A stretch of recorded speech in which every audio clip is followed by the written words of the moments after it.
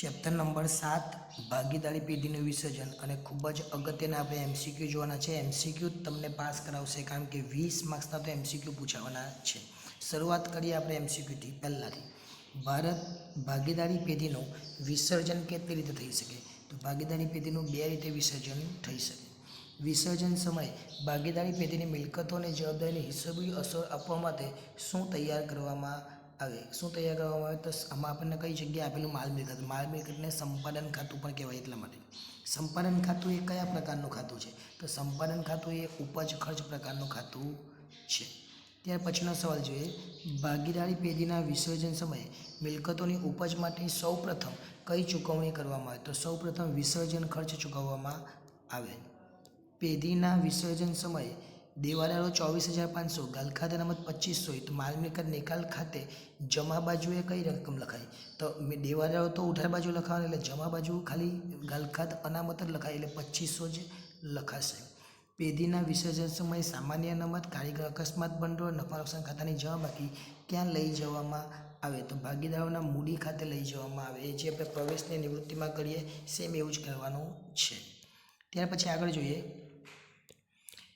ચાલુ પેઢી અને તેનો ધંધો બંધ કરવાની પ્રક્રિયાને શું કહેવામાં આવે? તેને કહેવામાં આવે વિસર્જન. ભાગીદારી પેઢીના વિસર્જનની હિસાબી વિધિ અને અસરો આપવા માટે કયું ખાતું તૈયાર કરવામાં આવે? તો રોકડ અથવા બેંક ખાતું તૈયાર કરવામાં આવે. માલ મિલકત નિકાલ ખાતાને બીજા કયા ખાતા તરીકે ઓળખવામાં આવે? તો જવાબ આવશે સંપાદન ખાતું. ભાગીદારની પત્નીએ સ્ત્રીધનમાંથી આપેલ લોનની ચૂકવણી ક્યારે થાય? તો સામાન્ય દેવાની સાથે થાય. સામાન્ય દેવાની સાથે. ભાગીદારી પેઢીના વિસર્જન સમયે પેઢીની મિલકતોની ઉપજમાંથી છેલ્લી કઈ ચૂકવણી થાય છે? જે છેલ્લે કઈ ચૂકવણી કરવામાં આવે તો એનો જવાબ આવશે મૂડીમાં વધારો. ત્યાર પછી એક જ મિનિટ, પાંચમો છે ને, એટલે મૂડીમાં વધારો. આ છે મૂડી ખાતામાં વધારો, એ આપણે જવાબ આવશે. ત્યાર પછી વિસર્જનની તારીખે કયા ખાતાની બાકી માલ મિલકત નિકાલ ખાતે લઈ જવામાં આવતી નથી? તો બેંક ખાતાની બાકી માલ મિલકત નિકાલ ખાતે લઈ જવામાં આવતી નથી. વિસર્જન સમયે ઘસારા ફંડ, રોકાણ ફંડ એ ક્યાં દર્શાવાશે? આ ઘસારા ફંડ અને રોકાણ ફંડ છે એ માલ મિલકત નિકાલ ખાતાની જમા બાજુ પર લખવામાં આવે.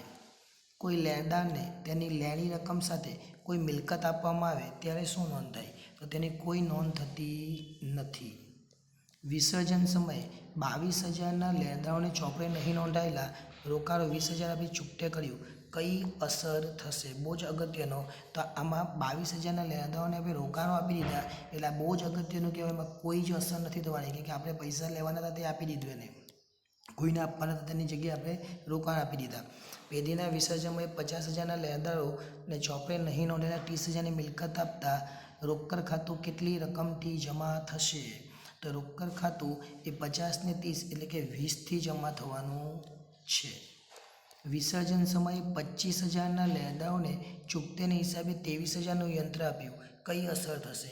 તો આમાં પણ કોઈ અસર થવાની નથી. આપણે 25,000 આપવાની જગ્યાએ 23,000નું યંત્ર આપી દીધું.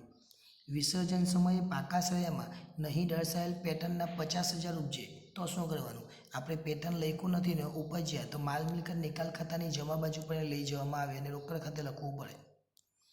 વિસર્જન સમયે ગલખાત અનામત 2012 કર્યા પછી 40,000 દેવાદારો છે. માલ મિલકત નિકાલ ખાતાની ઉધાર બાજુ દેવાદારની કઈ રકમ લખાય? તો દેવાદારની રકમ લખાય 42,000 અને આ 2,000 જે છે એને જમા બાજુ લખવું પડે. અને છેલ્લે ભાગીદારી પેઢીનો ધંધો વેચી દેવામાં આવે તો તેને શું કહેવાય? જેને વેચી દેવામાં આવે તો ભાગીદારી પેઢીનું વિસર્જન થયું એવું કહેવામાં આવે. એટલે આ હતું ચેપ્ટર 7 અને વિભાગ એ માટે આપણે બધા જ એમસીક્યુ જોઈ લીધા 1 થી 7 ચેપ્ટરના. હવે નેક્સ્ટ ટાઈમ જ્યારે મળીશું ત્યારે ભાગ 2ના જે એમસીક્યુ છે એ પણ જોઈ લઈશું. આભાર.